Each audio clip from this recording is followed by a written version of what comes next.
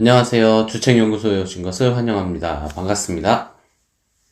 오늘은 허영만의 주식 타짜 5번째 주인공 김철광님 편을 읽고 한번 이야기 나눠보겠습니다. 책에서는 지적인 모험을 즐기는 직장인 투자자라고 소개를 하고 있는 분이에요. 같은 직장인 투자자로서 집중해서 한번 읽어봤습니다. 그리고 또 오늘은 배당주에 관련해서 김철광님 그 투자 히스토리 한번 얘기해보고 배당주에 관련해서 한번 이야기를 해보도록 하겠습니다. 김철광님은 주식 초보 시절에 주요 전략이 고배당주를 사는 게 전략이었고, 고위험 고수익보다는 저위험 적정 수익을 거두는 게 목표였다고 해요. 영상에서 제가 몇 번 얘기했지만 저도 배당주 좋아하는 거 다 아시죠? 몇 번 말한 적이 있어요. 그럼 지금부터 김철광님, 이 성공한 투자자 김철광님에 대한 투자 성공 히스토리와 배당주에 관련된 이야기 지금부터 시작하겠습니다. 김철광님이 책에서 보니까 신앙생활을 하신다고 하더라고요. 아마 교회를 다니시는 분 같아요. 그래서 그런지 몰라도 도박이나 주식 투자 이런 쪽에는 전혀 1도 관심이 없었다고 하시더라고요. 처음 주식 투자를 시작했던 거는 같이 신앙생활을 하던 직장 선배가 이렇게 주식 투자를 해보지 않겠냐 하면서 권유를 하면서 시작을 처음 했다고 하십니다. 그런데 아까 얘기했다시피 주식에 1도 관심 없었다고 그랬잖아요. 그러니까 아는 것도 없고, 그러니까 그렇게 권유해준 선배한테 형, 나 그럼 어떻게 해요? 하면서 조언을 구했다고 하더라고요. 그러니까 이 직장 선배가 직장인은 단기 매매가 힘드니까 배당주 투자를 한번 해봐라 이렇게 얘기를 했다고 합니다. 2003년에 처음 주식 투자를 시작했는데 그 당시에는 연간 배당 수익률이 한 10% 정도까지 주는 것도 꽤 있었다고 하더라고요. 제가 찾아보니까 요즘에도 몇 개 있긴 합니다. 그 네이버 금융 들어가면은 그 배당주 높은 순으로 해서 쫙 정렬해서 볼 수 있거든요. 거기 보니까 아직도 10% 더 주는 데도 있고 있기는 하더라고요.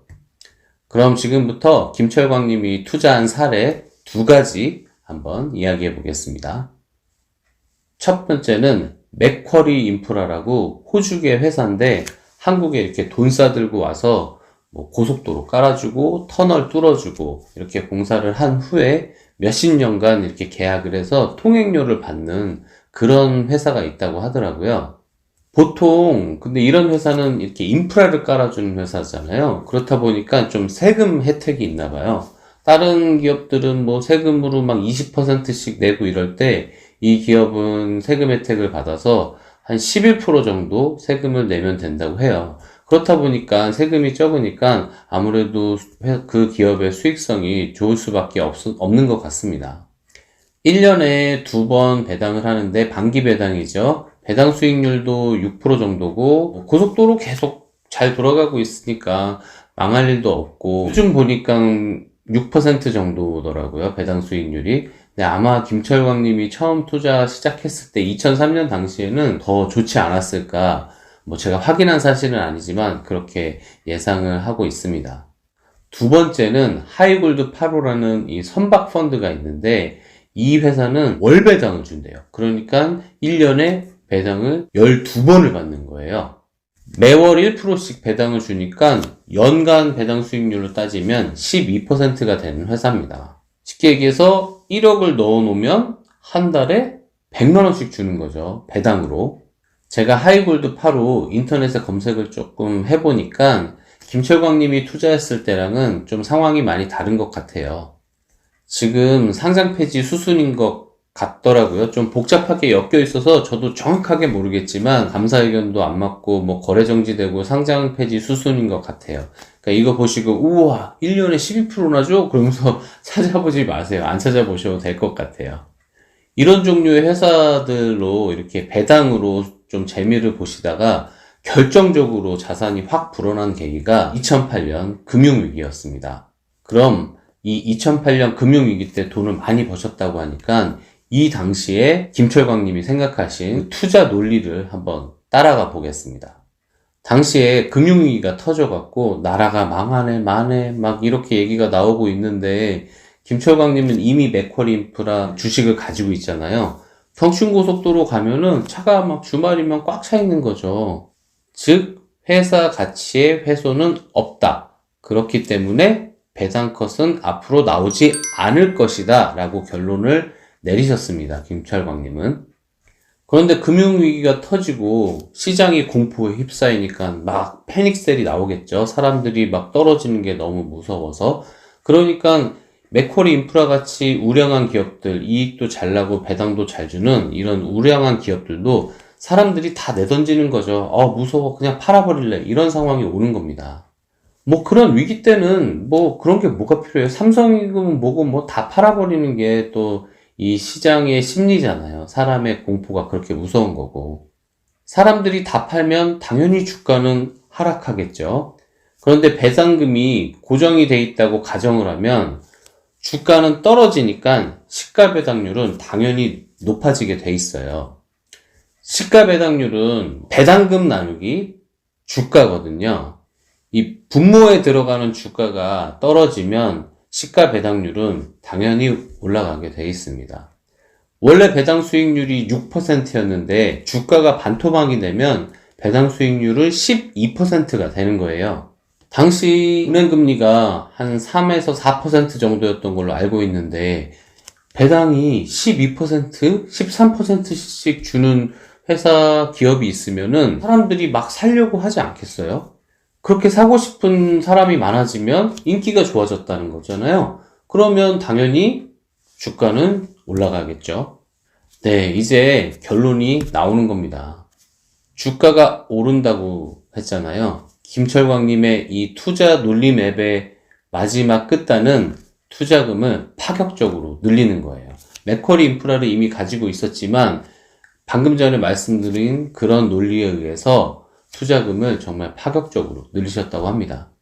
제가 10년 전 맥쿼리 인프라 주가 한번 찾아보니까 뭐 2008년 아니지만 그때 뭐 한 3,000원 정도였더라고요. 지금은 한 11,000원 정도 하고 있으니까 뭐 그전에는 뭐 2003년부터 시작하셨다니까 뭐 돈 많이 벌으셨을 것 같아요. 또 부러운 슈퍼개미가 또 계시네요. 제가 제 유튜브 영상에서 몇 번 제가 가지고 있는 종목에 대해서 말씀을 드린 적이 있잖아요. 그 중에 하나가 제가 현대자동차 우선주를 가지고 있습니다.